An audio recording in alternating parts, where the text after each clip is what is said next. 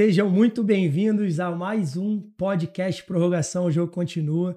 Aqui a gente mostra que mesmo depois do apito final, o jogo realmente continua. É agora que continua. E hoje eu tenho a honra, dois convidados especiais demais, que um dispensa comentário. Ele diz que eu assalto a geladeira dele há quase 20 anos, e que é o meu sogro. E eu hoje trago aqui para vocês Clauber, gerente de futebol profissional do Vasco, Eduardo Húngaro, coordenador técnico, treinador, formador de pessoas, principalmente antes de formador de atletas. E eu tenho uma honra de recebê-los aqui. Para mim, de todos os podcasts que eu gravei, esse aqui está sendo mais especial, porque são duas pessoas que dispensam comentários, como eu já falei. Eu frequento a casa dele há 20 anos. Isso para mim, eu considero como pai. Obrigado pela presença, Clauber. Agradeço. Dudão, meu Boa pai, tarde. sogrão. Muito obrigado. Cara, Clauber, quero pedir para você se apresentar. Como eu falei, você já é gerente de futebol profissional hoje, mas a história de vocês começaram um pouco antes, né? E aí você só fala um pouquinho, porque eu quero que ele conte antes de vocês se conhecerem no Botafogo, mas fala do que você lembra do Botafogo. Claro. Bom, boa tarde. Te agradecer pelo convite. Convite esse que já fazia um certo tempo, né, que a gente estava discutindo da possibilidade, agora encaixou. Fico muito feliz de estar aqui, muito contente e muito à vontade, porque está do meu lado aqui uma das minhas grandes referências, e não é porque a gente está fazendo a gravação aqui hoje que isso vem à tona, ele sabe disso. Inclusive, ele usa isso, né, contra mim em vários lugares que a gente frequenta. Ele sabe o tamanho do carinho, da admiração e do quanto ele contribuiu realmente para a minha formação como profissional, como pessoa.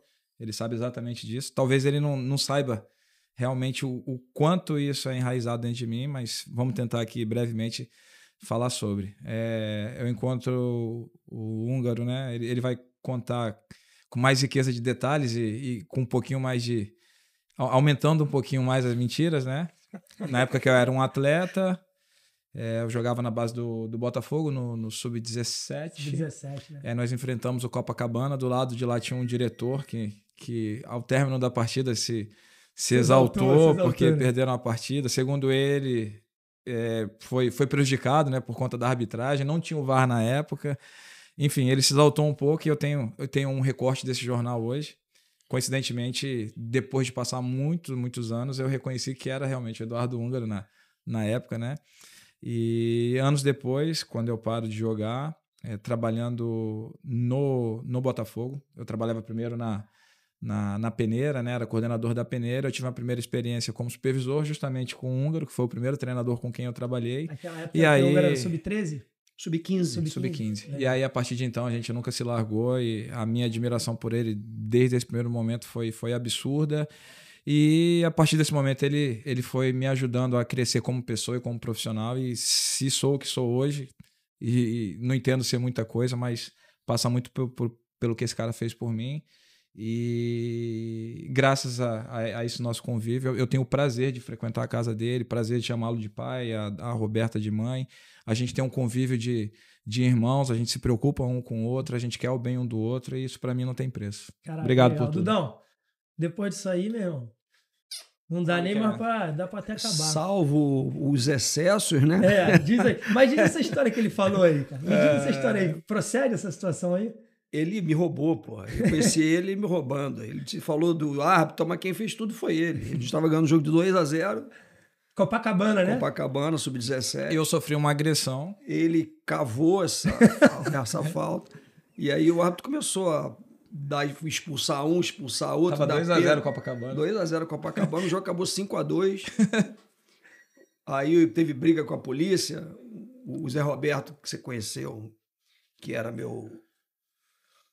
Também estava comigo no projeto, quis bater no árbitro, a polícia se meteu, deu uma gravata no Zé, eu tive que salvar o Zé, a confusão foi grande.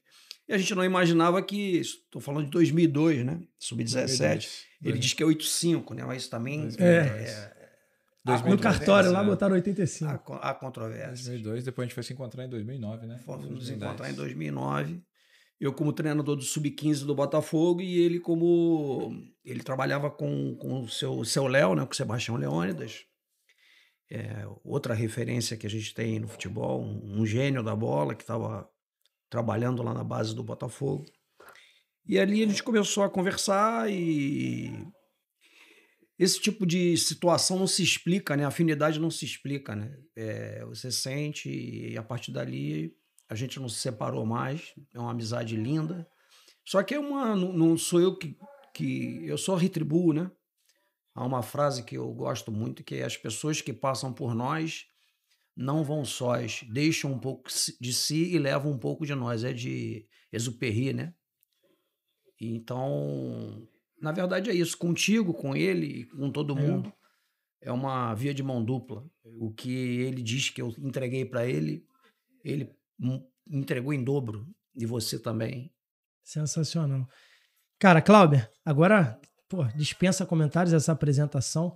Falando de você agora como atleta, porque o objetivo do podcast realmente é esse, é a gente trazer os atletas, ex-atletas, atletas em transição e poder mostrar que existe realmente a vida pós-carreira de futebol. Tem aqui o Eduardo Húngaro, o Eduardo, professor de educação física, Gama Filho, né? Gama Filho. Professor de educação física pela Gama Filho, treinador de futebol, formador de pessoas, como eu falei, teve escolinha, teve tudo.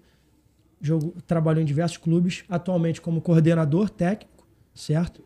Mas, Cláuber, você, base, Botafogo, capitão, seleção brasileira, para quem não conhece o Cláuber, que hoje é gerente do futebol profissional do Vasco, tem essa carreira, gente. Antes de tudo, eu gosto de falar sempre quando falo de mim, eu gosto de falar que eu sou natural de Rondônia. Verdade. Com muito orgulho. Verdade. Vim para uma peneira no Rio, passei no Botafogo e aí eu joguei sub-15, sub-17, sub-20. Foi quando eu comecei a ter muitas lesões. Eu fiz 4 cirurgias em sequência no joelho. Você assim como eu, sabe, a competição ela é bastante cruel e num ponto muito sensível assim, né, da minha breve carreira, vamos dizer assim. Eu tive essas lesões, me atrapalharam muito. Eu morava na concentração do clube e, enquanto morava em Rondônia, sempre fui um cara muito estudioso, muito dedicado aos estudos. E aí, quando vem para cá, você acaba não tendo o mesmo ímpeto, né, de estudar e também se dedicar ao futebol. Mas eu nunca parei. Mas quando eu entendi, assim, realmente que as coisas estavam ficando mais complicadas, mais complexas para ter uma continuidade no futebol profissional, de um grande clube. Porque depois, assim, você começa a entender que você vai ter até mercado em clubes menores. E aí a minha realidade daquela época eram clubes que não tinham tanto investimento. De 12 meses de um ano você trabalharia 8, de 8 receberia 5. E eu comecei a pensar, eu tenho que aproveitar a minha estada no Rio de Janeiro para eu continuar com meus estudos. Meus pais talvez não tivessem condições de me bancar. Eu aproveitei o clube nessa situação, me formei em educação física e de maneira gradativa fui fazendo a transição. Primeiro como professor da escolinha do Botafogo, que eles me oportunizaram. Fui bem, eles me oportunizaram na sequência, né? Sidney Loureiro, até vou encontrar ele logo mais, para ser o coordenador da peneira. E aí quando eu estou na peneira, na verdade, todas as pessoas entenderam, né, que eu fiz um bom trabalho organizando, criando processos, deixando a coisa muito, muito organizada, dando retorno financeiro ao clube na época. E obviamente que numa situação como essa de peneira você não tira tantos atletas. E aí Eduardo Freeland, né, na época entendeu que eu tinha um perfil muito mais voltado para a gestão do que propriamente para o campo. Teve muito cuidado em falar isso. E me ofereceu uma oportunidade no Sub-15 como supervisor. Eu ia ganhar 5 ou 6 vezes mais do que eu ganhava ali na peneira. E eu falei para ele naquele momento, né, cara, eu acho que eu nasci para fazer isso. 5 vezes, 6 meses mais o salário, eu acho que eu nasci para fazer isso. E aí eu começo a trabalhar como supervisor no Sub-15 e me junto ao Húngaro, que era o treinador do Sub-15 na época. E aí, na sequência, a gente já fez uma primeira viagem. Já, de cara, foi para Votorantim, e aí foi onde as coisas se estreitaram ainda mais. E aí eu não esqueço nunca disso. A gente, numa mesa de colégio lá em Votorantim, e hoje eu falo muito com o Diniz, né? O Diniz fala muito do Votorati lá. Numa mesa de colégio, a gente tinha acabado de jantar, e esse cara fala assim, preciso falar algumas coisas com você. A gente estava eliminado, ia voltar. Preciso falar algumas coisas com você sobre o que aconteceu aqui. Eu falei, cara, ele vai me judiar, né? Crítica daqui, crítica dali. Cara, esse cara devolveu para mim um monte de coisas assim que eu não percebi que eu fiz, que eu cuidei, que eu zelei, que eu organizei, assim, era muito no meu ímpeto, no intuito, assim, né? Porque na verdade eu não sabia o que era realmente a função, mas eu sabia que eu tinha que cuidar de tudo e de todos. E o que esse cara devolveu para mim naquele dia, não sei se ele vai lembrar, sentado numa mesa de colégio, aqueles pratinhos azuis assim de merenda. ali para mim foi o maior dos combustíveis que eu tive para seguir, para continuar fazendo o que eu digo que eu amo demais fazer. Na verdade, ele foi a primeira viagem dele como supervisor. Eu já tinha uma quilometragem boa no futebol. Eu tive como supervisor o seu Silbert, né? Que foi supervisor a vida inteira. Um dos que eu tive. E para uma viagem, eu logo vi que se tratava... O Clauber, ele não gosta muito que se fale isso, a gente está falando aqui publicamente. O Clauber é um fenômeno, né? O Clauber, ele é, tecnicamente falando, o melhor do Brasil para organizar, para planilhar, para administrar. E ele tem uma característica de prevenção, sempre teve nessa primeira viagem, ele já mostrou isso, que salta aos olhos. Ele não esperou o problema acontecer ali, nunca esperou em todas as outras experiências que a gente teve, depois a gente começou a caminhar junto. Sub-20 do Botafogo, profissional do Botafogo, Vasco, Corinthians. Ele sempre, assustadoramente, prevê o problema. Está sempre preparado. E o problema acaba não acontecendo. Então, isso encanta as pessoas, né? E, lógico que isso também faz dele um cara que trabalha exaustivamente, é um cara que trabalha 14, 15 horas por dia. E quando chega em casa que precisa descansar, ele abre o computador para continuar a trabalhar, né? Ele estava até falando quando chegou. O telefone estava no CT agora, então, todo mundo de folga. Ele já nessa primeira viagem, eu me senti obrigado, né, a chamar ele e falar para ele assim, cara, eu nunca vi nada parecido. Então você tem muito futuro nessa área do futebol. E uma das tuas virtudes que é isso, é cuidar de pessoas. Tu teve esse reconhecimento para ele no momento que, cara, ele achou que ia ser rasgado ao meio. Sim. E tu fez uma singela homenagem, descreveu ele exatamente. Com aprendizados, assim, né, Igor? Porque logo nessa transição, eu lembro que eu sempre fui muito emotivo, né? Melhorei muito isso justamente pelas porradas, pelas orientações dele, do Sidney. Mas, por exemplo, a primeira vez que eu vi uma pré-eleição desse cara, eu chorei, pô. Deu vontade de jogar. E o Sidney, quando me viu a primeira vez, falou assim, Cláudio, que é isso, cara? Isso não pode acontecer. Você é um supervisor. Você não pode se envolver com isso e tal. E assim...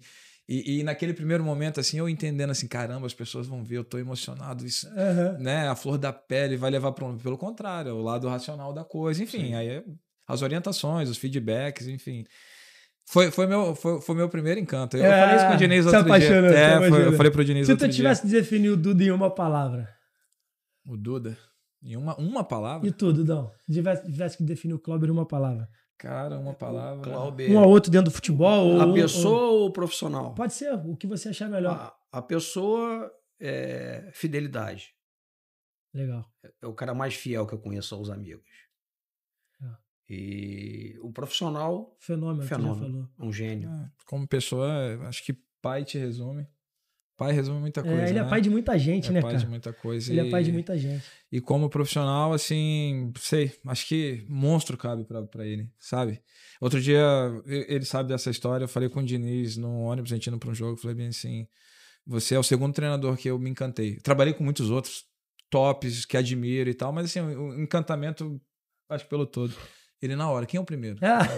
O primeiro foi o Eduardo. Aí não tem como tirar. E aí ele falou que alguns outros atletas já tinham conversado com ele e tocado, como o Gilberto, né? Acho que foi o Gilberto, tá no Bahia. Pô, legal. Você tocou no ponto que eu queria tocar. Já falando, vocês trabalharam muito tempo juntos no Botafogo. E aí, a gente brinca, né? Que aonde estão os dois tem acesso, tem título. E a gente vai chegar nisso lá, porque a carreira diz por si só. E aí, 2013, Dudão? 2013 é o APG? Antes foi em 2011 o Carioca. O Carioca que vocês não ganhavam há 11 anos, era isso? Ganhavam 11 anos. Que era um time tinha sido campeão com o Dé em 2000. Isso. E estava 11 anos na fila. Aí vocês foram campeões lá em Xerém, né? Foi lá no O segundo jogo foi em Xerém. Eu lembro desse jogo, eu tava lá. O primeiro jogo na Bariri. Eu já fazia parte, caraca, chegou o que a gente tava esperando. Gente, eu não falei dos patrocinadores que eu tava esperando nesse momento, tá? Quero agradecer aos meus patrocinadores, principalmente aqui. O Cajá Audiovisual, o estúdio aqui, sensacional. Obrigado, meu amigo e sócio Miguel Netinho. Bora Baião, chegou aqui agora. Olha que delícia, vai chegar, vocês vão ter oportunidade de experimentar. Obrigado, Felipe, meu irmão. Empada da casa, gente. Eu vou te falar, hein, meu irmão. Aqui ninguém é bom não, mas comer a gente vai comer, que é uma maravilha. Empada da casa. Não posso deixar de agradecer a Orian Joias, a minha empresa, empresa especializada em fabricação de joias em ouro 18 quilates. Vai sair inchado daqui, hein? Vai sair daqui, meu irmão, porque ele não vai nem ver da onde veio. Quero agradecer também ao Vaca Burger, que também é do Felipe, mesmo proprietário do Bora Baião. Então, vocês podem acessar aqui, o Netinho vai botar o link aí para vocês. Então, muito obrigado aos meus patrocinadores. Mas aí em 2011 vocês foram campeões, carioca, que não ganhavam há 11 anos, né? Sim. Com o time Uma Máquina. E aí depois, 2013, também da OPG, que foi lá no... Eu lembro desse jogo. Não, Olaria. Foi na Gávea. Foi na Gávea. A Olaria foi a decisão do Carioca. O primeiro jogo. Primeiro jogo. Entendi. E o segundo jogo em Xerém. Isso foi em 2011. Tá. E aí... Em 2013, a final foi da OPG, o primeiro jogo em Caio Martins. Tá. E o segundo jogo foi na Gávea. E aí vocês, cara, aquele elenco era sensacional, né? Gilberto, Vitinho. O primeiro elenco. O elenco era Gilberto, Vitinho, do de 2011. Andrei, Gilberto, Ulisses, Matheus Menezes e Renan Lemos. Jadson, Gabriel e Fabiano. Maneiro. Desses 3 jogavam 2. Jefferson Paulista, Vitinho, Cidinho e Jairo. Esse é o time campeão em 2011. Muitos vingaram, muitos chegaram. Tem 6 ou 7. Ainda tem para trás aí suplentes, talvez Dória, GG, Sassá. Essa era a turma que estava no juvenil, subindo e que estava na suplência. GG, Sassá, Dória, Dedé. É uma geração maravilhosa. O Jadson tu falou também. Jadson, falei. A geração 9-4, que era idade de sub-17, mas que já estava no sub-20 sendo muito usado. Aquele trabalho ajudou a moldar muitos atletas, né? Que chegaram hoje em dia. E aí, agora já falando já da parte técnica, pode ser para você, Dudão. Como é que você enxerga a formação desses meninos, hoje nos clubes, para a transição de carreira desses atletas? Você é coordenador técnico, trabalharam juntos na base agora. Como é que você enxerga hoje o trabalho dos clubes? O que você, quando estava na base do Vasco recentemente, depois do Corinthians, eu até quero te fazer essa pergunta. Você falou que depois, Cláudio, você veio lá, estudou, se dedicou, teve as oportunidades. Hoje, no profissional, os moleques que sobem, você consegue ter essa conversa? Eu lembro que na época que eu jogava, eu conversava com o preparador físico, conversava com o auxiliar, já falava de algumas coisas do que eu poderia fazer quando acabasse a carreira. Mas nem todo mundo tem esse insight, né? Sim. Mas, assim, você troca essas ideias. Acontecia muito na época, tá na fisioterapia, tá fazendo os caras estarem falando com o fisioterapeuta, enfim. Hoje você consegue ter essa comunicação, você já sente alguns atletas mais interessados do que antigamente, porque a internet acelerou tudo, né? Hoje as pessoas podem fazer faculdade à distância. Então, acho que abriu muito as opções e está sendo muito mais falado do que antigamente. Mas para eu votar em você, Dudu, como é que você enxerga hoje nos clubes na base? Eu acho que... Eu tive agora, recentemente, as 2 experiências que eu tive na base, foi no Vasco e no Corinthians. O Corinthians tem um convênio com um colégio, né? Legal. Já há muitos anos. E o Vasco tem uma escola dentro do Vasco, né? Então, acho que na base tem que se estimular o gosto pelo estudo, né? Porque isso aí o que eu vou falar não é novidade para ninguém. Você tira uma fotografia de uma equipe sub-20, hoje, sub-20, estou nem falando um sub-10, sub-11, sub-12. Um sub-20, que já está na reta final da formação. Você tira uma fotografia da equipe, depois você vai tirar uma fotografia de quem chegou no profissional, você tem ali um aproveitamento. Quando você tem um aproveitamento de 5, 6 jogadores, é considerado um alto aproveitamento dentro do próprio clube, né? A maioria segue sua carreira sim. Em clubes diferentes, mas o garoto que está hoje sendo formado no Vasco, no Fluminense, no Inter, no Cruzeiro, no Corinthians, ele quer ser jogador desses clubes, né? Ele quer chegar ao profissional desses clubes.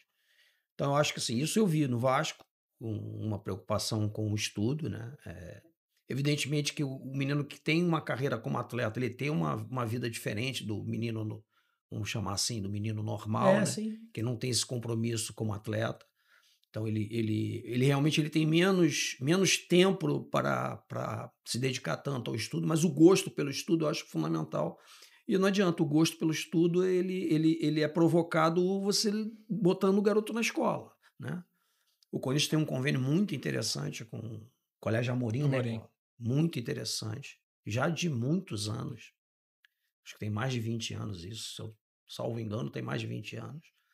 Então, acho que a primeira preocupação é essa, criar esse sentimento, esse gosto pelo estudo, até porque como toda criança, todo adolescente, todo jovem, eu quando tinha 17 anos terminei o ensino médio, eu ia ser médico, pô.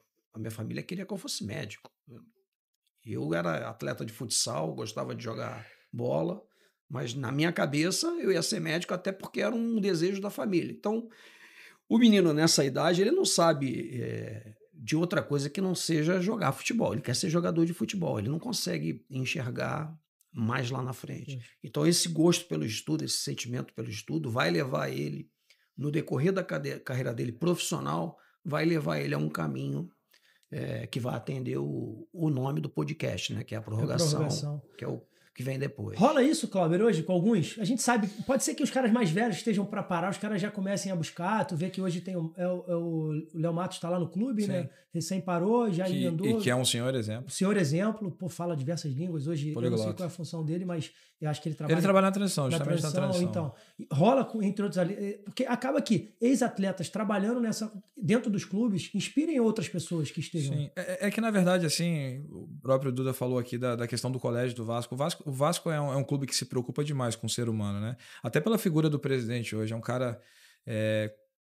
todas as pessoas conhecem a história de vida dele, a história dele como atleta, as questões psicológicas que envolveram também a carreira dele. Então, assim, ele é um cara muito preocupado com o ser humano.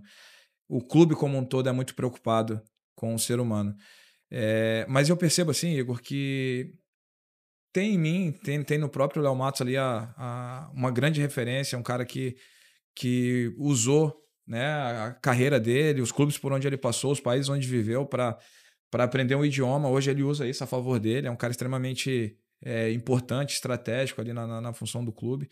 Ele é um exemplo para os atletas que quando o mercado se fecha no futebol nacional para tentar um mercado secundário, por que não fazer a vida, construir uma família, enfim.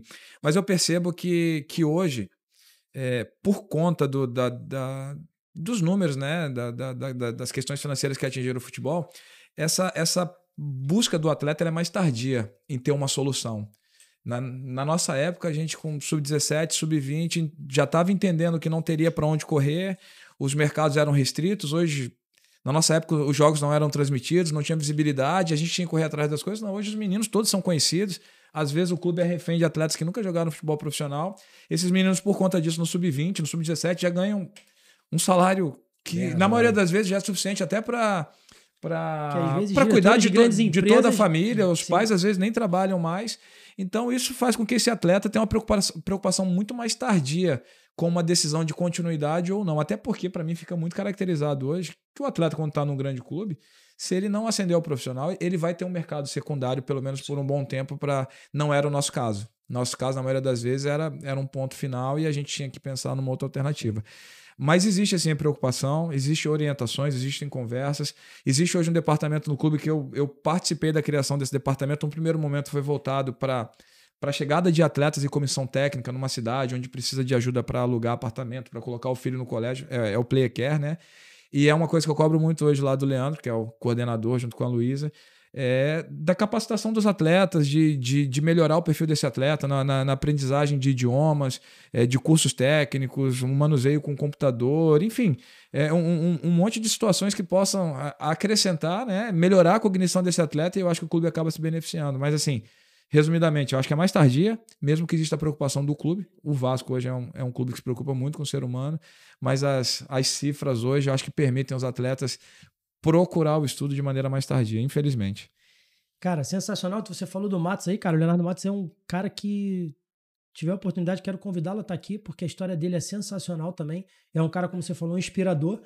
E hoje o intuito do podcast é esse, eu já falei. Eu vou deixar aqui o que aconteceu comigo, cara. Eu recentemente, acho que eu falei em outro podcast, eu joguei com um atleta no Náutico, chamado Brian, um amigo que eu fiz no futebol. Hoje ele tá no Paysandu. E aí, recentemente, ele mandou uma mensagem falando: caraca, Igão, parabéns pelo podcast, quero te agradecer. Eu falei: por quê? Cara, comecei a faculdade porque eu vi teu podcast, vi as coisas. Hoje eu tô matriculado, tô no primeiro período de educação física e já tô pensando em fazer outros cursos e tal. Pô, valeu, cara, obrigado, tu me inspirou. Então, assim, isso foi um que eu consegui atingir. Sim. E é um jogador que joga no Paysandu, Série B, tem um mercado de Série B ali. Fez a carreira dele, uma carreira vitoriosa, jogou em grandes clubes. Já valeu a pena. Já valeu a pena, cara. Já valeu a pena. Então, assim, trazer você, trazer o Duda, trazer outras pessoas como eu já trouxe, é para despertar exatamente nisso. Porque hoje você vê muitas pessoas que chegam com 22, 23 anos, não conseguem atingir esse mercado primário, aí vai para um secundário, fica recebendo um salário para poder se sustentar durante a vida e aí acaba de jogar, já era, não tem o que fazer. Não, e o Matos, trazendo o Matos aqui, seria um senhor de um exemplo para os meninos ouvirem, prestar atenção nisso, porque acontece muito. Geralmente o cara vai para o mercado secundário, ele vai com a família e ele vive dentro de uma bolha. A maioria desses atletas sequer tem a intenção, a necessidade ou mesmo vontade de aprender o idioma. Então, assim, eu conheço vários, tá? Principalmente nesse nível mais elevado. Como às vezes são contratações de peso, ele vai com uma bolha junto com ele, né? Quase que leva assim, o cara é do Rio de Janeiro, leva a família do Rio de Janeiro, com o empresário, com a gente, com o beirinha, com o motorista, com não sei o quê. Então o cara fica dentro de uma bolha, ele não interage, ele não vai pro restaurante, ele não se vira, ele não aprende nada. O Matos teve uma outra cabeça. O Léo, tudo que ele pôde aproveitar dos países onde ele passou, ele aproveitou. Então o cara fala russo, olha isso. Não são idiomas fáceis não, né? Ele fala russo, ele fala ucraniano, ele fala inglês, ele fala francês, ele fala espanhol. E hoje, que exemplo, né? E hoje, até mesmo para a função deles, facilita demais a vida dele. Então assim, ele saiu da bolha, aproveitou ao máximo, obviamente a questão financeira, e aproveitou para agregar cultura. E isso faz um diferencial para a vida dele hoje. Matos, está convidado, hein, cara? Não aceito não como... E tem um aspecto... O objetivo de simular o estudo e buscar uma formação paralela ao futebol deveria ser, por si só, uma decisão da família e do atleta, né? Mas há dois campos que eu enxergo no futebol que ainda tem muita margem para crescimento, que é a cognição do jogo, né? E com o estudo, e o menino indo para a escola, e o menino tendo uma vida cotidiana, voltada também para o desenvolvimento dele como cidadão. Ele vai estimular o despertar dessa cognição. Então, a parte cognitiva do jogo é um campo ainda pouco explorado. E a outra parte é a parte mental, né? Então, hoje o jogo ele é uma grande execução de tarefas. Quem faz melhor, quem executa melhor essas tarefas tem mais chance de vencer jogos e ganhar títulos. Então, esse aspecto cognitivo que o estudo traz, esse aspecto mental que o estudo traz, vai paralelamente àquilo que o atleta deveria buscar por ele mesmo, para o futuro da vida dele, vai também ajudá-lo no desenvolvimento como atleta. Mas, infelizmente, eles não têm muito essa leitura. A gente tem muito mais que eles, né? Infelizmente. Eles não conseguem entender o quanto isso agrega. Verdade. Dudão, falando mais agora, vamos voltar aqui já falar da parte técnica um pouco. Vasco da Gama, a gente tá batendo em Vasco, falando do Léo Matos, enfim, tá lá, não dá pra fugir, você tá no Vasco hoje, Cláudio. O Duda recentemente estava no América Mineiro, com o Bruxo lá de auxiliar, né? E aí, falando da parte do Vasco, Duda teve passagem de 4 anos na base do Vasco, antes de subir profissional. Quase 6 anos. Quase 6 anos na base do Vasco, antes de subir profissional. Vocês trabalharam juntos na base? Não, eu juntando a profissional e base deu quase 6 anos. Quase 6 anos. Aí vocês têm um grande desafio. Eu fazendo conta aqui, eu falei, caramba, voltou a mais. Então, vocês sobem para o profissional juntos, tem um ano desafiador demais, que foi a montagem do elenco para a Série B. 22. Certo? E aí você sobe do coordenador da base como coordenador do profissional. E aí tem jogadores jovens, jogadores profissionais. Qual foi o grande desafio dessa época do Vasco, da montagem do elenco, da união de jogadores novos, subindo o profissional com jogadores já mais cascudos, porque precisava de jogadores mais cascudos, na época tinha Anderson Conceição, Edmar, Raniel, enfim. E aí a junção desses meninos. Qual foi o teu grande desafio naquele momento? Cara, tô saindo da base, tô assumindo o profissional, ticket para contratação completamente diferente, estratégia, enfim, o Vasco num ano desafiador demais financeiramente, que eu acho que pode ser que esse seja o grande desafio. Fala para mim um pouco dessa... Não foi nada fácil, né? O Zé Ricardo, que foi o treinador que iniciou o trabalho, até deu uma declaração que viralizou, né? Que ele nunca tinha recebido tanto não, só na época de matinê dele, né? Não vai. Então, primeiro a montagem do elenco foi um grande desafio, né, Cláudio? Foi um grande desafio.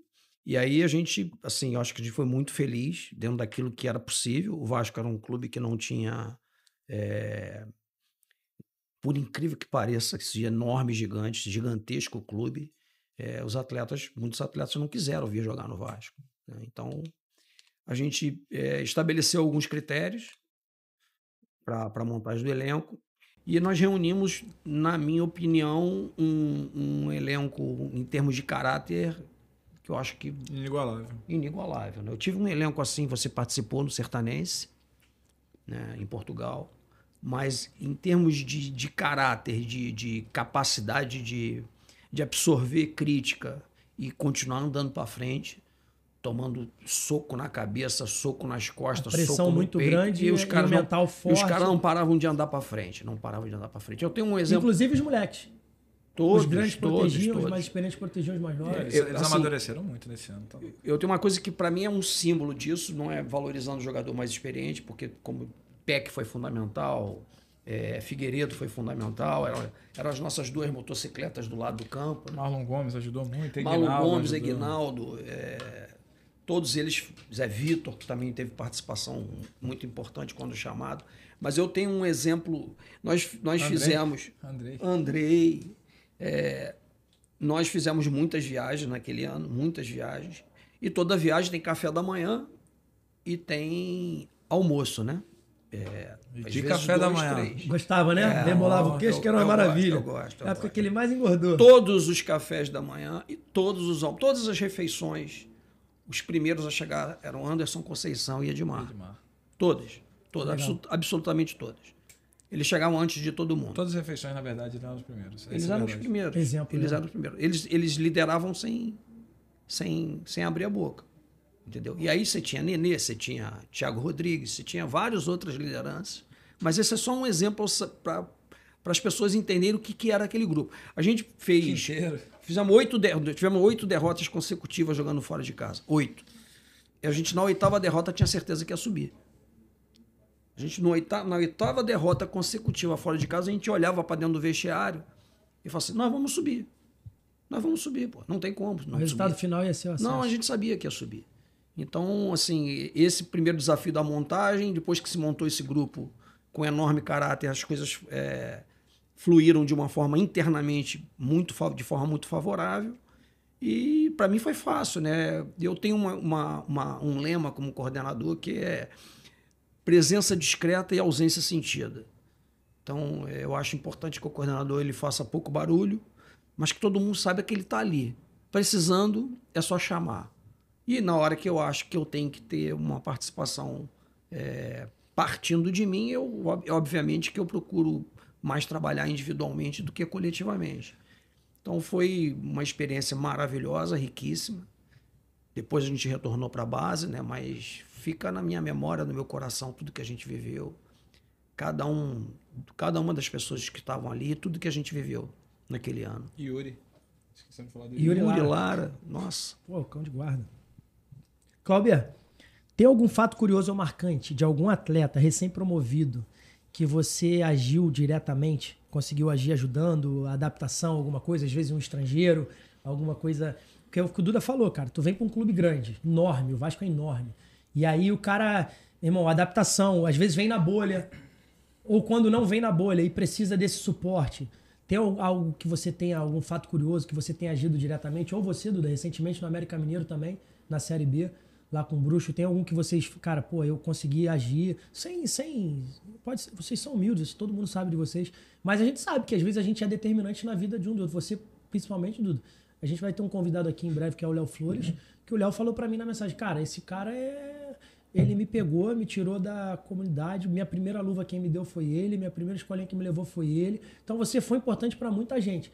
E aí dentro do clube isso acaba acontecendo. Porque todos nós temos alguém, como o Léo Matos, inspiração para muitos atletas, enfim, a gente está falando, a gente consegue agir diretamente no garoto que está na base, está com direcionamento ruim, com um empresário atrapalhando, ou familiar, e vocês conseguem agir? Tem algum, assim, fato que vocês, cara, a pessoa vive e fala, pô, eu fiz isso daí por esse cara, e eu consegui... Cara, eu tenho um fato recente, eu não gosto muito de falar sobre isso, porque é sempre muito interno isso. Falar né? da gente, né? E falar não, é muito interno, mas tem um caso recente, pô, que assim, eu como muito coadjuvante, tá? O que o William Bruxo fez com o Cauã Barros esse ano no América Mineiro foi uma coisa fenomenal, entendeu? O jeito que o Cauã chegou pra gente e ver o Cauã jogando o que ele tá jogando no Vasco hoje, né? É lógico que, pô, agora é tudo mérito do Diniz e de quem tá lá, né? Inclusive o Cláudio. Mas o Cauã é uma pedra bruta, né? O Barros é uma pedra bruta. Então, nós tivemos que ter umas 2 ou 3 boas conversas com ele na salinha, né? Legal. E ele, pô, o que ele estava jogando no América era um absurdo. Sim. A gente já sabia que o Vasco não ia esperar o fim do empréstimo para trazer ele de volta. Até porque aqui do lado tem um fã dele, sempre falou para mim, sempre falou do Barros para mim. O Barros, Legal. o Barros, o Barros. Mesmo sendo, eu ia tocar nesse ponto, mesmo sendo muito crítico ao ponto de entender que o melhor para a carreira dele era sair do Vasco naquele momento. Sim. Eu ia tocar nesse ponto, assim. São muitas coisas que a gente faz na rotina, no dia a dia, e eu acho que é muito automático, assim. Eu ia tocar no ponto do Barros, que está em evidência, e que o Húngaro já citou, dos erros que ele cometeu. E, assim, erros que não vêm à tona, mas erros assim na rotina, a falta do pouquinho mais, se dedicar um pouquinho mais, os possíveis erros que comete assim de disciplina. Eu sou, ao mesmo tempo que eu sou um cara apaixonado pelo ser humano, pelos meninos, muito paizão, mas eu sou muito disciplinador. Ele lembra disso, a questão do tênis, a questão do horário, a questão de não sei o quê. Aí eles falavam para mim, mas por que eu vou usar tênis se no profissional não preciso? Eu falei assim, quando chegar no profissional, aí é uma outra história. Aí você se torna uma empresa e você vai decidir como é que é a fachada da sua empresa. Se ela vai ser uma SA, se ela vai ser uma MS, se ela vai ser limitada, é contigo. Legal. Mas enquanto vocês estiverem na base, a gente tem que dizer para vocês o que é certo. Optar por fazer depois as outras... Aí com vocês. Então, assim, eu sempre fui muito disciplinador. E em determinado momento com o Barros, quando esteve aqui, conversava com ele do tipo, tu não tá jogando. Esse não jogar tá te estressando. O te estressar tá te permitindo cometer deslizes. Esses deslizes vai te diminuindo como atleta, quando na verdade, cara, vai voar. Vai viver uma outra experiência, vai ver como aí fora as coisas não são tão fáceis, vai ver como é complicado. E aí foi pro Amazonas. Logística difícil, uma cidade totalmente diferente, jogou, teve minutagem, teve gols, aí foi para o América Mineiro e aí ele volta numa situação muito mais madura, aí já volta, assim, até por conta desse player care, que é muito importante esse departamento que a gente criou lá no clube, Igor. Aí quando ele chega assim, eu que faço o primeiro contato, cara, tô vendo as passagens para você vir e tal, vem com quem? Com a minha esposa e com meu filho. Então o cara sai daqui solteiro, sim, volta casado e com filho, só aí você já percebe a transformação. Sim. Então, assim, ele foi um menino e voltou um homem. Que maneiro. E passando assim, né, por vários outros profissionais que contribuíram para o crescimento dele. Um outro exemplo, assim, bem clássico, assim, esse bastante difícil, assim, foi o Matias, por exemplo. O Matias talvez tenha sido o primeiro estrangeiro contratado na base do Vasco. O Matias Galaza, né? O Paraguai tá arrebentando a seleção. Um moleque impetuoso, uma personalidade absurda, nível cognitivo lá na nuvem. E para muitas pessoas ele estressava o ambiente. E eu, até por falar bem o idioma, me aproximei dele, tentei ambientar, tentei apaziguar, colocar pano quente em muitas coisas e dizendo para os dois lados, olha, tu tá numa cultura nova, que é Brasil. E dizendo para as pessoas, peraí, cara, mas o menino também vem numa cultura diferente, a gente tem que mais ou menos se adaptar. Foi um choque assim, sabe? Tanto é que no profissional depois isso aconteceu. E aí são as coisas, os pormenores, né? Coisas, o cara quando saiu me chama na casa dele, a Elaine fala um monte de coisa pra Elaine, assim, sobre... Enfim, hoje ele tá no River Plate, vira e mexe uma pequena mensagem no Instagram, não tem aquela coisa de... Mas no fundo, eu sei o quanto ele foi...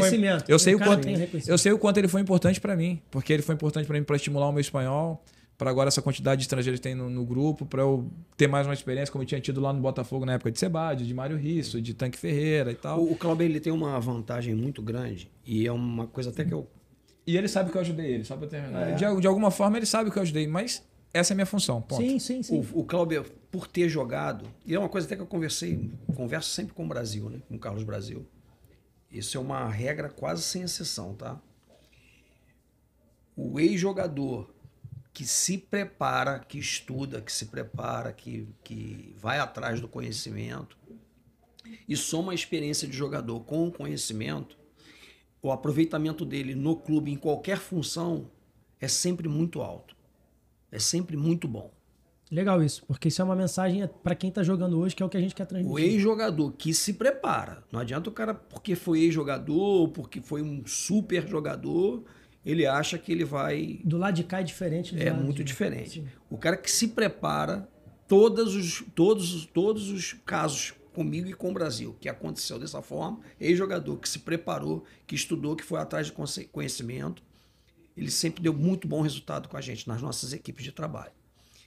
E ele é, com certeza, o número 1 nisso. Porque talvez não tenha jogado tanto, mais ou porque menos ele também não foi tão bom. É. Isso aí a gente pulou. Mas ele foi bom enquanto ele fazia diferença a idade dele. Aconteceu um episódio agora lá no Allianz Parque, né? Aconteceu aí. O Lomba, o Marcelo Lomba, goleiro, a gente fez uma convocação juntos. Ah, legal. Isso em 2001, 2002. E ele é um ano mais novo que eu, mas ele estava na seleção sub-16 e ele tinha no sub-15. Ele é 8,6 e eu sou 8,5. Eu acho que eu sou 8,5. Já esqueci a idade dele, viu? Quase que ele entrega. Uma vez meu pai. Num aniversário de criança, o pai dele comigo, eu comecei a dar cerveja pro pai dele. É mentira. Cerveja. Aí quando eu senti que ele estava calibradão, eu falei, seu João, que ano que o Cláudio nasceu? Ele ouviu a pergunta, a uns 50 metros de distância, ele veio correndo, gritando não. Não! Pra não contar a história verdadeira. O pai dele, 85. Enfim, eu fiz uma convocação com o Lomba, né? E o Lomba se tornou, nunca mais eu tinha tido contato com o Lomba, né? E aí, muitas vezes, assim, enfrentamos, passei perto, ele no Bahia, ele no Inter, o próprio Paulo Brax era muito amigo dele, mas assim, eu nunca me senti confortável, pô, lembra de mim e tal, fiquei na minha, né? Aí quando foi agora lá no jogo, o Rodrigo, de registro, estava lá, aí o Rodrigo me ligou e falou assim, Cláudio, eu tô aqui com um pássaro aqui, o pássaro quer te dar um abraço, e tá o Lomba, e o Lomba tá dizendo aqui que jogou contigo. Cara, a minha cabeça foi tão longe que eu não imaginei o Lomba, mas eu imaginei o Lombinha, que trabalhou com a gente no VAR. Falei, imaginou que era o que o Lombinha tá fazendo aqui, né? Quando eu chego lá, tá o Marcelo Lomba, gigante com um pássaro. O Marcelo Lomba me abraçou, falou assim, cara, tô muito feliz conversando com o pássaro, tô sabendo da tua trajetória e tal. Pô, lembro demais de você. Eu falei, pô, Lomba, tu lembra de mim, cara? Lembro demais de você. Eu falei assim, Lomba, eu já enfrentei você tantas vezes, eu fiquei com vergonha de me aproximar e você não lembrar e tal. Eu falei assim, não, cara, eu tô aqui conversando contigo. Pô, e o pássaro contou da tua história. Aí o pássaro falou assim, só, Cláudio, eu nunca soube que você jogou. Aí eu falei assim, pois é, pássaro. Eu tive lá. É que assim, aí a opinião é minha. Eu acho que o termo ex-atleta, ele tem um tom muito pejorativo, assim, sabe? Parece que é o cara porque jogou, ele chega no clube, ele quer usurpar de um cargo, de um status e tal, como se não tivesse preparado. Cara, eu vou falar aqui um negócio pra você. Eu prefiro assim, eu me preparei, eu estudei e assim, como eu digo, eu fui um dublezinho. Eu prefiro até esquecer lá, mas eu sei que isso me ajuda muito no dia Isso hoje. é o que é o Clauber, isso é o que é o Eduardo Húngaro. São dois caras que odeiam mídia, odeiam aparecer. As pessoas falam deles, mas é difícil eles falarem deles mesmos. Mas são duas pessoas que, cara, unanimidade. Eu não conheço pessoas que falem mal dos dois. E se falem, não são pessoas que... nem querendo vir, né? Falei, pô, eles não queriam nem vir. Eu vou falar isso. Eles não queriam nem vir, porque não são pessoas que gostam de aparecer. O Cláudio, eu tive que conversar com ele, conversar com o assessor do Vasco. O assessor, pô, vai lá, cara, vai falar, pô, a gente juntar. É um tema muito importante, que você tá diretamente ligado. Aí ele, pô, tá, beleza, cara, eu vou lá. Vão estar vocês três, vai você, Dudão, eu vou lá e vou falar. Porque é um cara que não gosta de aparecer, é o cara de bastidor. Então, assim, esse é o Clauber, esse é o Eduardo Húngaro. Agora, pode prosseguir. Tem mais alguma coisa a contar? Não, acho que são esses meninos. É o zelo, é o cuidado, Agora tem uma surpresa. É uma situação lá no clube, lá dos meninos mais novos, que eu achei, cara, não pode... A, B e C, os mais consagrados, treinam antes, durante e depois. Aí os mais novos não treinam antes, só treinam durante. É uma sede para ir embora para casa. Eu fico... Eu vou chegar nessa... Eu mandei uma mensagem pro Barros há uns 2 ou 3 jogos atrás. Eu fiquei tão feliz de ver ele jogar e ele vai criando dependência, né? Ele vai criando dependência. Que eu não aguentei, mandei uma mensagem, ele mandou uma mensagem muito carinhosa, retornando. E é isso, a nossa vida é... Eu vou botar um vídeo aqui. Dois doidos. O Bruxo e o Duda, né? Dois malucos. Mas ali dois malucos de piada. Como vocês trabalharam com vários jovens, vários talentos. E aí teve um que mandou um vídeo pra gente aqui recentemente. Bota aí, Netinho, por favor, pra eles verem. Fala, gente, tudo bem? Mateus, fala aí, Duda. Glória. Fala, Cláudio. Um abraço pra vocês. Então, gente, eu tive a oportunidade de trabalhar com o Duda na transição essa da base pro profissional, quando você tem que treinar no profissional e jogar na base, essas coisas. E também no primeiro time, né, no profissional, também trabalhei junto com ele. Graças a Deus fui privilegiado de trabalhar com ele, a exigência, sempre aí a verdade, a maneira de trabalhar com exigência todo dia, acho que é o único jeito que pode fazer a gente melhorar o nosso nível dentro do campo. Eu lembro muito também da bola parada, que era uma coisa que marcou muito, que até hoje eu levo para a minha vida. Já tá ali colado com o atacante, não deixar nem um centímetro, nenhum espaço. E é isso, gente. Eu acho que é um treinador que me marcou bastante. Tive 2 etapas na base, no profissional. E sou grato de ter trabalhado com ele. Valeu, Duda. Fica com Deus aí, gente. Abração. Esse Mateus é o Dória Matheus Macedo. Dória, zagueirão Esse do é Botafogo. fera, muito fera. O Dória mandou esse vídeo, o Cláudio já tinha visto, né? Tinha mandado pra Era ele bola especial. parada, hein, macho? Muita. Quem Nossa. conhece o Duda sabe que a Todo bola dia parada tinha é bola 30 parada. minutos, 40 minutos antes do treino começar, e bola parada de tudo quanto é jeito. O preparador físico tem mania de dizer que o treino já estava rolando. Eu falei assim, não, ainda não começou o treino. Vai começar a contar o treino depois que parar a bola parada. Foi contigo que o Verdini afundou? Primeiro lance. Pois é. Primeiro lance. No início do treino. Botava até os moleques pro hospital, meu irmão. É O isso. primeiro lance. Metade do rosto dele é metal. Ai, Verdinho, Ajudei ele, Ajudei. com aquela tia toda Deu uma errada. melhorada, né? Fez fiz uma transformação. Na época não tinha botox, fez um botox. Enfim. Cara, vamos lá. Me tira uma dúvida aqui. O que é mais difícil hoje? Formar um jogador ou formar um bom profissional fora de campo? Difícil. Eu acho que fora de campo, o profissional, na verdade, quando ele tá na busca de se capacitar, de se profissionalizar, tem muitas ferramentas, tem muita informação, tem muito conhecimento. Eu acho que acaba sendo mais fácil. Agora, o atleta, eu acho que são muitas variáveis, né, Dudão? Eu acho que a gente entende de formar jogador, né? Formar bom profissional, eu acho uma coisa mais ampla, né? Não é muito aonde a gente atua. Eu acho que formar atleta é uma tarefa muito complexa. É no dia a dia, não tem jeito. Não tem fórmula certa. Cada Mas, CPF tem um mas jeitinho existem diferente. várias erradas. E chega a um ponto da nossa vida, da nossa carreira, com o que esse cara viveu, principalmente com o que ele viveu como atleta, porque ele tem essa experiência de atleta, ele conhece todas as fórmulas erradas. E ele bate nas fórmulas erradas todo dia. Todo dia. Sabe como é que ele entra no vestiário? Posso contar? Você ainda usa essa? Podia estar... Os jogadores têm aquela coisa da resenha para ir para o campo, né? Então, o Cláudio, ele ataca os mini problemas o tempo todo. Hoje, como gerente, ele não está mais fazendo isso, é uma coisa que ele fazia como supervisor, mas ele vai atacando todos os micro problemas do dia a dia do futebol. Para não gerar problema. Para não gerar um grande problema. Ele entrava no vestiário e falou assim, vamos lá, pessoal, tá na hora, tal. Eu podia estar roubando, eu podia estar matando, eu podia estar fazendo qualquer coisa, mas eu tô aqui. E a minha função agora humildemente para vocês irem para dentro do campo. Então isso vai... É assim o tempo todo para todo. Mas agora você imagina para todas as situações do dia a dia do futebol. Tem bordão agora. Outro agora, bordão que eu tenho. É o clube inteiro agora. Olha a hora. E fica aquele corredor. Olha a hora. Já sabe que é o corredor. Então, vamos, Robson. Robson Bambu treinava com a gente. Era sempre um dos últimos a sair do vestiário. Bora, Robson, treino confirmado. Bora, Robson, treino confirmado. Os caras já saem pro Em 2022, no acesso, era o vamos com tudo, né? O clube inteiro... Vamos com tudo. Vamos com tudo. Depois virou o Papum. Agora é Papum. Papum. E assim, formar jogador é uma coisa muito complexa, muito trabalhosa, não é fácil. E a pessoa, o jogador, o atleta... Tem um exemplo bem positivo aqui. Me deu esse feedback esses dias que ele veio aqui, o Andrei. O Andrei treinou com a gente ali enquanto estava na convocação, né? Ele estava entre convocação, treinou com a gente 2 dias ali. E o André é um cara especialíssimo, né? Também o nível cognitivo lá em cima. Trabalhei com o André na seleção, trabalhei com o André no Vasco. Ele falou, preciso te falar uma coisa. Eu lembrava muito de você lá na França. Eu falei, mas por quê?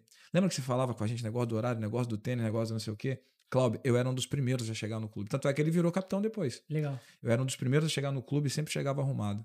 E aí o pessoal do clube começou a dizer assim, olha, tu nem parece que é brasileiro.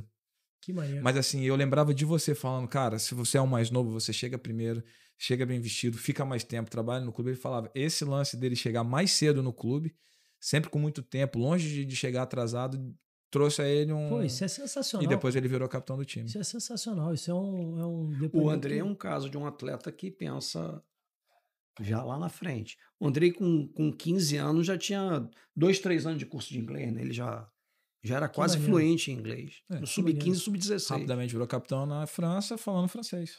Que maneiro. Sensacional. Que sirva de exemplo para todos vocês que estão assistindo. Na frente. Sempre pensou na frente.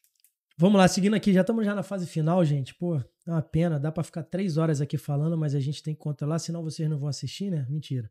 É muito bom, é muito prazeroso, mas tinha muitos outros assuntos para debater. Mas se vocês pudessem dar um conselho hoje para quem sonha em seguir no futebol, mas ainda não sabe qual é o caminho trilhar, qual seria?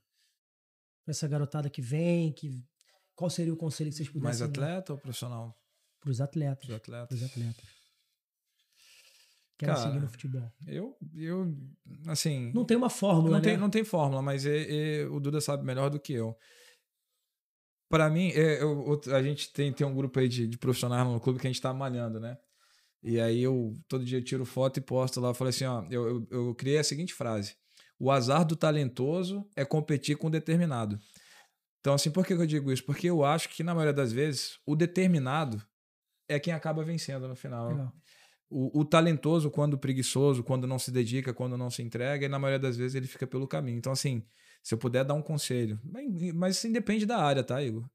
É foco, é determinação, é entrega, é saber que está sendo visto o tempo todo, é saber que aquele pouquinho mais todos os dias vai fazer uma diferença lá na frente. E aí eu não consigo perceber nada caindo do céu. Então, se não houver entrega, se não houver determinação, se não houver trabalho em exaustão, cara, não acontece. E aí, quando a oportunidade aparece, se você está preparado, fica muito mais fácil. O tal do 1%. Eu somaria isso que o Cláudio está falando, a lição que eu tive do Bruxo, né? Que é um outro gêniozinho do... Gêniozinho não, é um outro gênio, né? Menino com 32 anos, o Cláudio teve O Bruxo, para quem não sabe, só um minuto. É o William Batista. É o William Batista, que foi treinador da base do Vasco, foi treinador do profissional do Vasco, recentemente estava no América Mineiro e agora está no Sub-20 do Corinthians. Treinador do Sub-20 do Corinthians. Um louco, gente boa. E ele teve o Cláudio vivenciou com ele essa experiência no profissional do Vasco e sabe do que eu estou falando. Um gênio para comandar. Fazer tudo isso que o Cláudio falou desfrutando. Tem que desfrutar. Com prazer, leve. Tem que desfrutar. Curtindo a caminhada. Você tem que desfrutar do processo. O processo tem que ser um desfrute. Porque a gente não pode resumir o futebol a depois de 90 minutos se você ganhou ou perdeu. Você tem que desfrutar de todo o processo. É porque é muita pressão mesmo. Senão não vale a pena. O meu conselho para quem está no futebol é desfrutar. E é uma lição aprendida já com uma certa idade, de um cara que tem a metade da minha idade. E ele não é da boca para fora. Ele desfruta o tempo todo. O tempo todo ele desfruta. Vai, né? E você perto dele aprende a desfrutar também. Acaba que vai contagiando. Aprende a desfrutar. Que legal, sensacional. Gente, estamos chegando ao fim. Quero agradecer mais uma vez os nossos patrocinadores, a Empada da Casa. A gente agora vai comer a empada. Agora a gente vai comer Deixa eu entregar um presente. A gente vai... Ah, tem um presente pra mim também. Peraí, caraca. E assim, eu saí correndo lá do CT, né? E pedi a camisa pro Patrick. O Patrick entregou. Aí eu fui arrumar no carro direitinho, vi no Uber. Aí quando eu olhei, eu falei assim, cara, ele ainda vai se passar de bom moço contigo. Vai parecer que ele que fez a moral contigo. Que é teu amigo aí. Ah, o Lucas Freitas, pô. Lucas é meu cliente, cara. Que legal. Aí, Lucas, tua camisa vem pra mim. Vai passar que ainda foi ele ainda que fez a moral, né? Tu sabe que o Lucas foi meu aluno. Ah, é verdade. O Lucas e o Luan foram meus alunos. Mais uma história. Camisa do Vasco, mais uma que vai lá pro presente aí meu quarto. Obrigado, irmão. Aí, Lucas, depois vai eu vou pro levar quarto. pra você Você queria colocar aqui da escolinha do Você queria colocar aqui no estúdio. Mais uma história legal. Mais uma história legal. O Lucas e o Luan foram aluno do húngaro na escolinha lá atrás. Da caixa, que a caixa é minha também. Um deles... O irmão dele... foi pro Juventude, não foi? Juventude. Tá lá. Gente, estamos chegando ao final. Muito obrigado. Empada da Casa, Bora Baião. Aqui é a Orian Joias, a minha empresa. Obrigado, Miguel Netinho, ao Estúdio Cajá Audiovisual. E o podcast Prorrogação é isso, gente. A gente trazer fatos, como diz o Paulinho Gogó, fatos venéricos, de histórias reais, de pessoas normais que hoje trabalham com futebol ou que trabalham em qualquer outra área, mas que a vida continua, porque a vida do atleta é muito curta perto da vida nesse plano espiritual aqui. Então, quero agradecer. Muito obrigado, Cláudio. Eu que te agradeço mais uma vez pelo convite. Sensacional. Valeu, Igor. Espero ter contribuído de alguma forma. Muito obrigado. Pô, tá maluco, contribuíram e muito. E prazeroso demais conhecer mais uma faceta sua, né? Eu tava falando pra eles aqui em off aqui, o homem faz tudo e faz tudo bem, né? Parabéns, legal, parabéns pela iniciativa, parabéns pelo programa. Tô feliz demais por estar conseguindo atingir devagarinho, como eu falei, pô, o caso do Brian pra mim, eu tava com a minha esposa na hora, com a Lívia, caraca, amor, o que o Brian acabou de montar? Tava indo comer um pastel com as crianças, ela me viu que eu fiquei todo bobo. Falei, cara, que maneiro, consegui já, assim, objetivo concluído com sucesso. Assim, se você quer patrocinar faculdade, curso de inglês, quiser patrocinar, vem aqui, cara, eu vou divulgar, vou ajudar. O Brian acabou entrando na faculdade que eu fiz, eu me formei agora em Educação Física recentemente, indiquei o diretor de lá. Então, assim, quer ser um patrocinador nosso para poder estar ajudando os atletas a desenvolverem cursos? Eu pretendo trazer outras pessoas também ligadas a cursos aqui para poder fazer parceria para ajudar os atletas, porque foi o que o Duda falou. Se você tem um atleta estudioso, quando junta as duas capacidades, cara, o cara tem de... Quem jogou sabe, o cara que vivenciou muito, o cara tem um diferencial. O cara tem o feeling para determinadas ocasiões. É lógico que ele não é melhor do que o cara que só estudou, mas ele tem um feeling diferente. Então eu quero trazer isso para vocês que estão jogando, estão pensando em encerrar a carreira. Até aqueles que começam, pô, tô com 22 anos, 23 anos. A gente teve exemplos aqui do Miguel, do Netinho, fisioterapeuta, pô, Neto. Sim. O Neto... Só quero deixar claro o seguinte, porque essa comparação, ela existe no futebol. Eu não comparei, tá? Não, exatamente, você Existem foi bem... excepcionais profissionais que não jogaram. Você é um deles, que não chegou profissional. Exatamente. E tem pessoas que conseguem jogar e ter um resultado pós-futebol bastante razoável. O que eu disse foi o seguinte, para deixar bem claro. Todos os ex-atletas, né, que vieram trabalhar comigo e se prepararam, foram buscar conhecimento, eu não lembro de nenhum Tiveram caso. Sucesso. Não lembro de nenhum caso. O Lomba é um caso, o Siston é outro caso. Eu não lembro. Vou falar aqui, França, eu vou falar aqui uns 10 nomes. Ex-atletas que foram atrás do conhecimento, 100% de aproveitamento. Legal, que isso sirva de exemplo para vocês, atletas que estão jogando e que ainda não pensaram no pós-carreira. Hoje vocês têm faculdade EAD, vocês têm curso de inglês, vocês têm inteligência. Eu estou agora no aplicativo de inteligência artificial de inglês, pô. Eu bato papo e vou desenvolvendo o meu inglês. Então, assim, não faz o que quem não quer. Douglas, volante, Flamengo, Bangu. Douglas Silva, esteve aqui, pô. Teve aqui, o Douglas contou a história dele sensacional. Eu nem sei se ele chegou a citar o que eu fiz. Eu dei um curso na Saferj.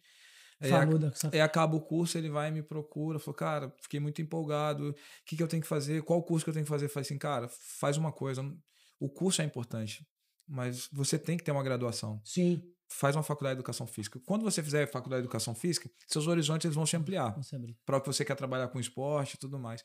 Aí um ano passado a gente embarcando para Curitiba, quando tô na fila assim, ele vem e me abraça e fala assim, cara, preciso te agradecer, me formei em educação física. E agora sou treinador do... Ele tá no Sub-16 hoje do Bangu. Ele tava no São Cristóvão na época. Tô no Sub-20 do São Cristóvão, sou treinador, me formei e tal. Falei, poxa, que bom, cara. Que maneiro, maneiro. São coisas, são sementes que a gente planta na vida das pessoas. Exatamente. E que quando brota, a pessoa fica muito feliz. Foi o que aconteceu comigo. Gente, é isso. Programa acabando. Muito obrigado. Mais uma vez, obrigado aos patrocinadores. Se você quer ser um patrocinador, será muito bem-vindo.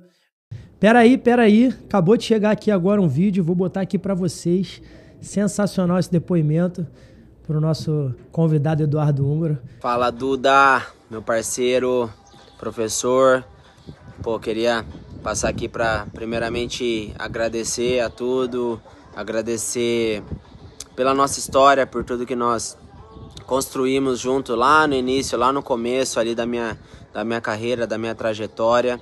O professor foi muito importante para mim, aprendi muita coisa com você dentro e fora de campo.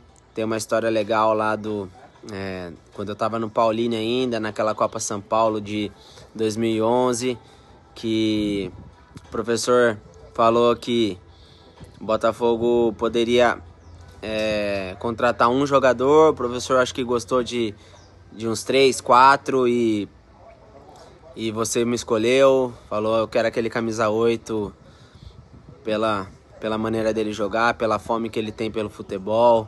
E isso eu sou grato até hoje, eu sou realmente muito, muito grato pelo professor por ter me escolhido lá atrás e hoje eu poder ter construído o que eu construí na minha carreira e ainda tô construindo. Obrigado, que o professor possa ser muito feliz na sua carreira e pode ter certeza que eu tô na torcida sempre. Beijão, Duda, obrigado por tudo, vamos ver se a gente se vê, que eu tô com saudade. Um abraço. E eu vou deixar uma pergunta para encerrar. Se o jogo da vida tivesse mais uma prorrogação, o que vocês fariam de diferente? É isso, galera. Obrigado, sigam, comentem, compartilhem, divulguem aí. Um abraço.